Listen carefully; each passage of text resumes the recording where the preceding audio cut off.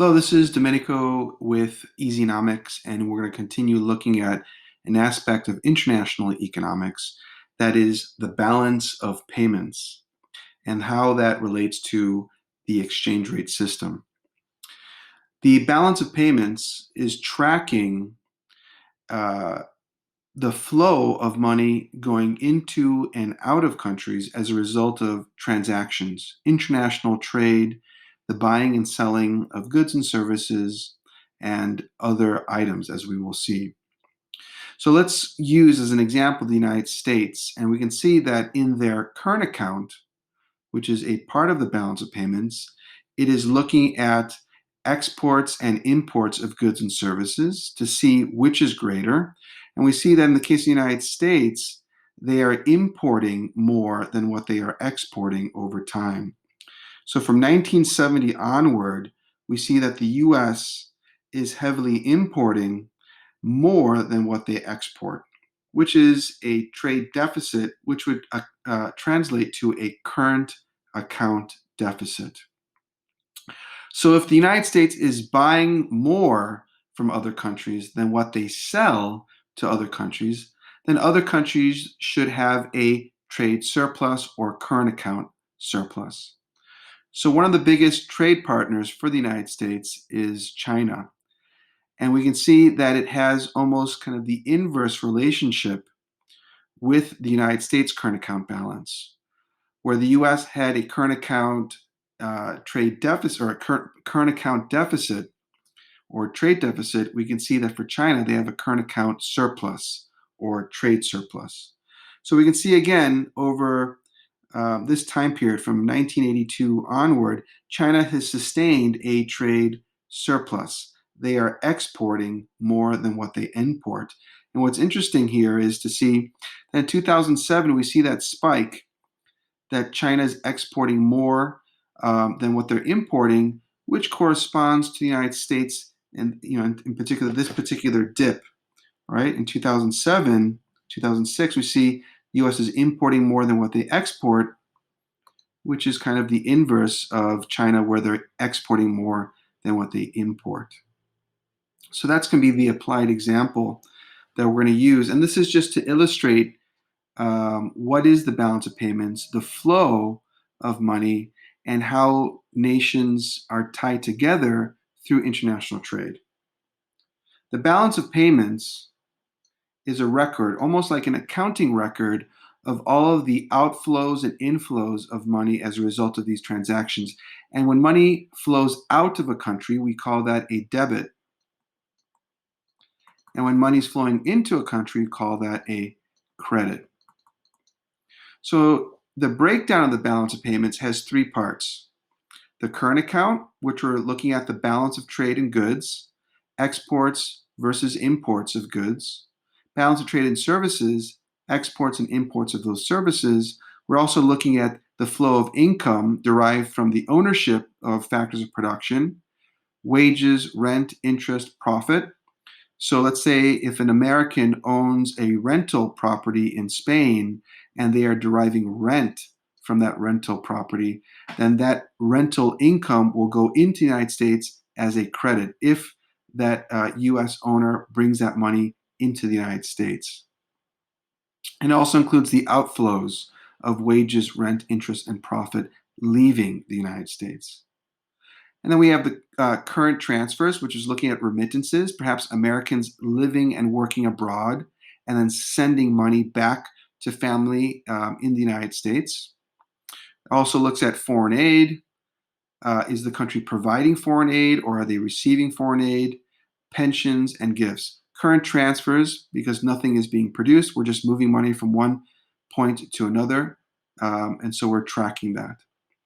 So let's assume that for the United States, the balance of trade in goods is negative, right? A negative value, more money leaving the United States, US buying more than what they sell to the world. And let's assume also that in terms of the balance of trade, it's also negative or a debit item.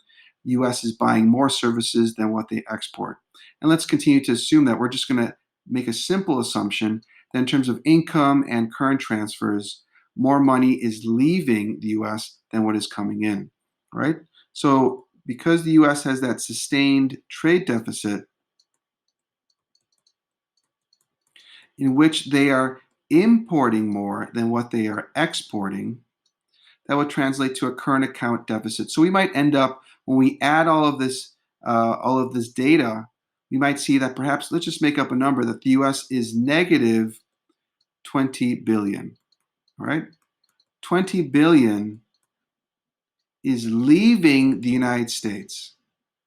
So if that's true, then it must be positive for the country that is exported to the US. So in the case of China, when we look at their balance of trade in goods and services and income and current transfers, we see that perhaps they have a trade surplus,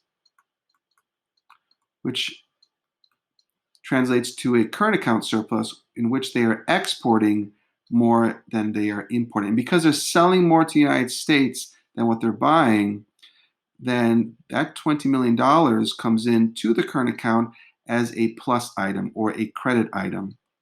So here we see that China is up 20 billion. Okay? So we see that between the two nations, these two current accounts balance each other. 20 minus 20 equals 0.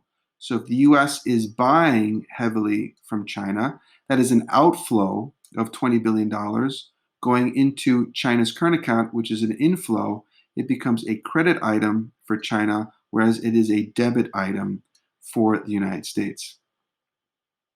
Well, this raises the question, how is it possible for the United States to buy more than what they have? All right, here they are buying more than what they sell. So how do they account for the fact that they are buying more? Who is lending money to the United States? Who is providing credit to the United States that allows them to spend 20 billion more in goods and services in international trade than what they sell? And so here we're going to see that we're going to understand that.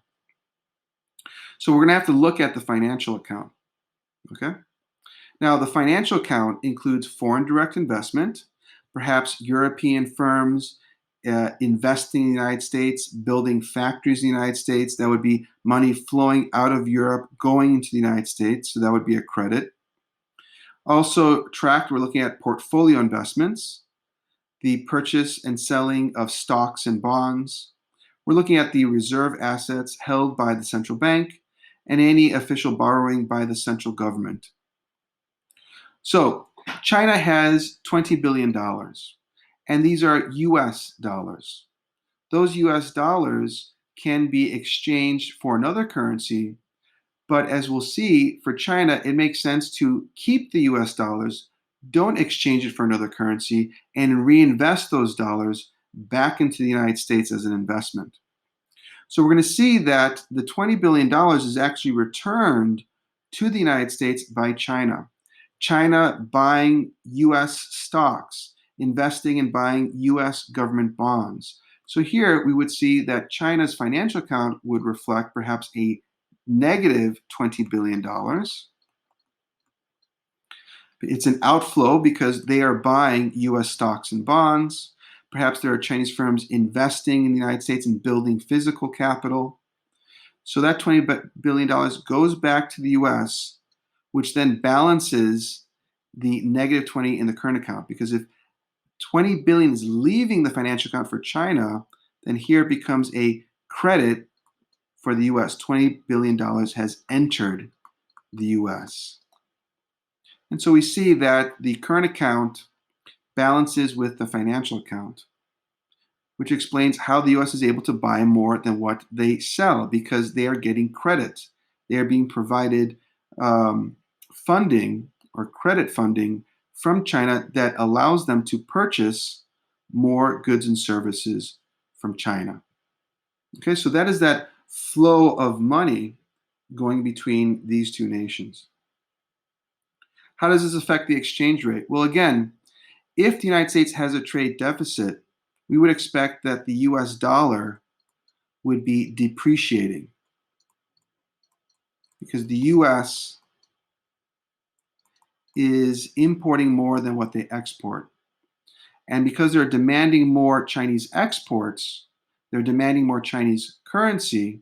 So we would expect the yuan the Chinese yuan, to be appreciating. Okay? If there is no government intervention, then we would see that the trade deficit would not be sustained over a long period of time. Because if Americans are buying lots of Chinese goods and services, the US dollar should be depreciating. And as it depreciates, then US exports become more competitive, and the United States would be eventually exporting more than what they're importing, right? In theory. And with China, because their currency is appreciating, they're losing that export competitiveness. Their exports are becoming increasingly more expensive. And as a result, they will be not able to sustain the trade surplus. Again, that is in theory. But because of the government intervention by China, moments when they use a dirty float to devalue their currency, they sustain their ability to export more than what they import. Okay? That's just a little bit of background or information regarding the exchange rate. But ideally, that's what we want to understand. That the United States, if they have a trade deficit, imports greater than exports, that must mean that for the exporting country, they have a trade surplus. Money would thus be flowing out to the United States in the sum of, let's say, 20 billion. So it would be a debit item in the current account for the United States, but it would be a credit item in the current account for China. China is holding these US dollars, perhaps on reserve, or other retail or commercial banks are holding those dollars, and they don't want to exchange it for another currency because it might lose value. The foreign exchange rate system is unpredictable in terms of what the value of currencies might be. They want to keep those dollars and reinvest those dollars. So we see in terms of the financial account, China has an outflow, or there's a debit of $20 billion as it flows back to the United States in terms of the purchase of stocks and bonds, or even foreign direct investment. And so that becomes a credit item to the United States. So we see with the US, the current account, along with the capital and financial accounts, they balance each other. Negative 20 billion in the current account is balanced with a credit of 20 billion, which is China financing the spending of the United States. And we see that in China, the credit of $20 billion is balanced by the outflow of 20 billion in their financial account. Why would China continue to invest in US stocks and bonds? They buy government bonds. That provides the ability of the United States governments to increase government spending. That can lead to an expansion of aggregate demand. It could eventually trickle down to households and household spending. And as the US economy expands, households demand more more imports, and those imports are coming from China. And if China is able to sustain their exports to the US, it maintains jobs and employment in the Chinese economy. So we see that the US and China essentially need each other. It's an interdependent relationship. And this can be said of many other countries. It's the case with France and Germany.